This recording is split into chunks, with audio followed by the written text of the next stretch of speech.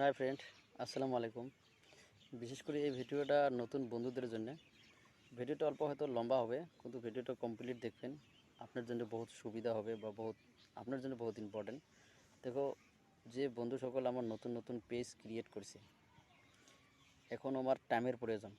এখন ফেসবুক পেজটা তো ফুল টাইম করা সম্ভব না, এটা পার্ট টাইম হিসেবে করে, এন্টারটেনমেন্ট করার জন্য করে।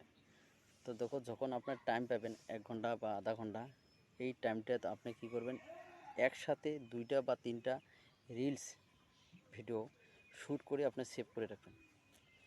যখনই আপনি অল্প 5-10 মিনিট টাইম পাবেন, মোবাইল দেখার চান্স পাবেন, ওই টাইমে আপনি এই রিলসগুলো আপলোড করবেন। একটা ফেসবুকের তরফ থেকে নিয়ম বানিয়ে দিছে কোন টাইমে আপলোড করা লাগবে। যেমন একটা টাইম আছে, যেমন আমি উদাহরণ হিসেবে বলি, সাপোজ ধরো 6:30 থেকে 7:30 পর্যন্ত টাইম। তারপর 8টা